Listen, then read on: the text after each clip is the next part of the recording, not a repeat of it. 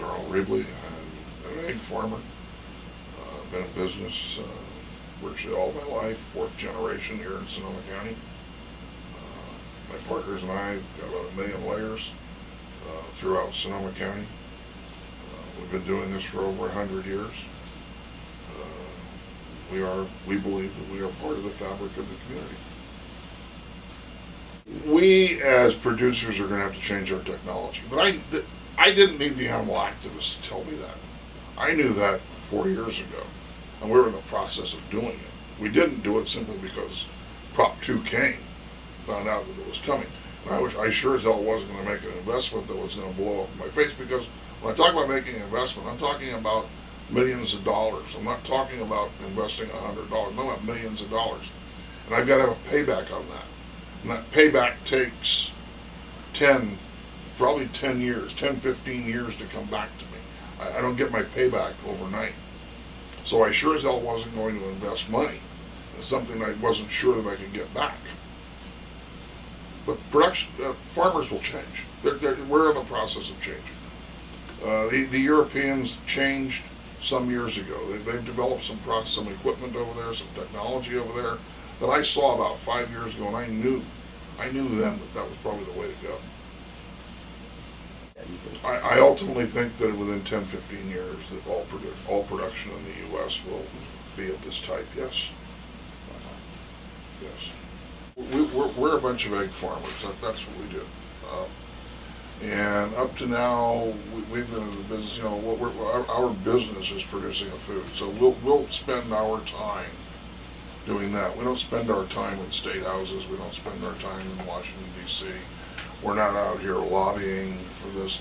We have a job at home to do, and that job is to produce a high quality, nutritious, wholesome food at as low a cost to the consumer as can possibly be achieved.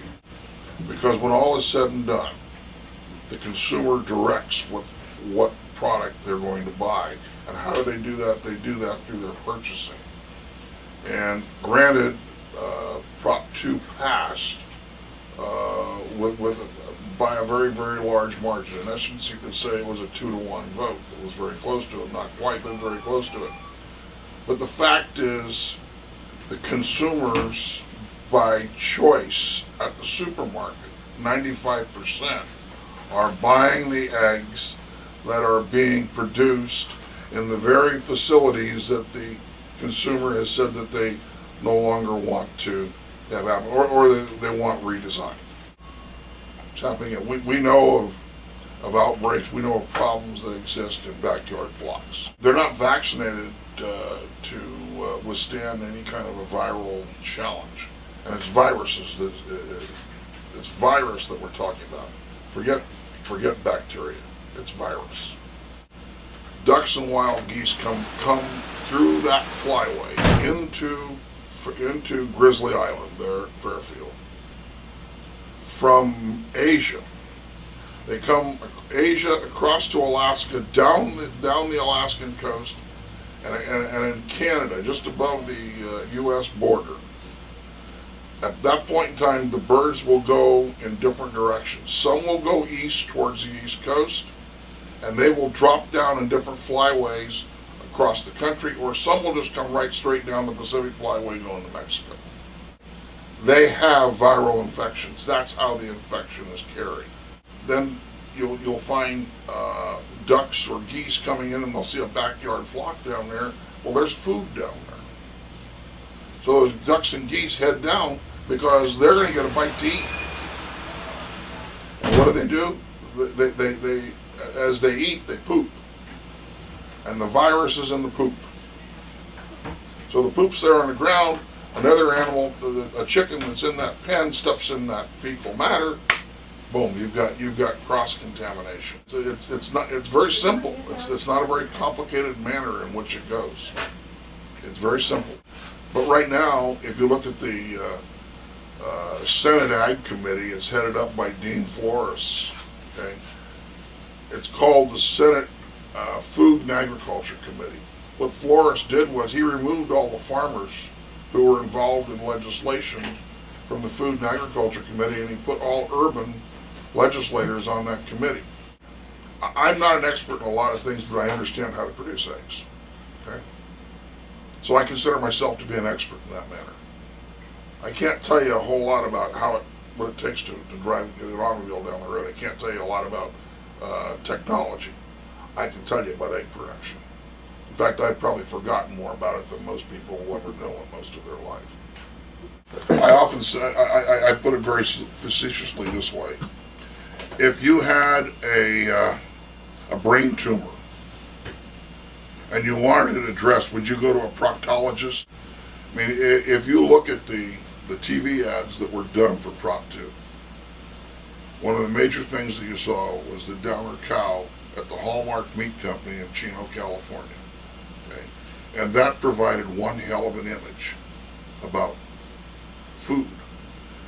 But let me ask you this question. What did that downer cow at a meat processing company have to do with egg production on my farm? Not a damn thing. We've been doing this for 100 years. We've been producing eggs here in Sonoma County for over 100 years. That's every day of every week for over 100 years. We feed millions of people in the Bay Area every day of every week of every year. We have a big responsibility. We understand that responsibility. To redo all of our production facilities will be many millions of dollars. None of us are kids. We're at a point in our lives where we have to make some very serious decisions as to where we're going to go. I believe that we are going to retool. That seems to be the consensus of the owners today, that we will continue to stay in business. Why?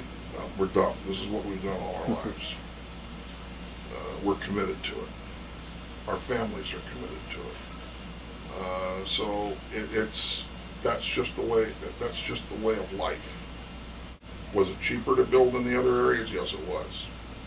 Why didn't we do it? Because we happen to appreciate the lifestyle in which we've become accustomed to living. We enjoy being here. We enjoy being a part of this community. So if you ask me, why don't we move to Arizona, that's the answer. I went down and looked at property down in Ensenada, Mexico. I wouldn't go to Arizona. If I was going, I'd go to Mexico. I went down and looked at property in Mexico. And there's some attractiveness to doing that. But then I said, well, okay, if I build it, who's going? Who's going to go down and run it? The kids said, we aren't going. Partner said, I'm not going. So that's why. This is where we are. I think Prop 2 probably brought a very question society asked, and that production agriculture had to answer.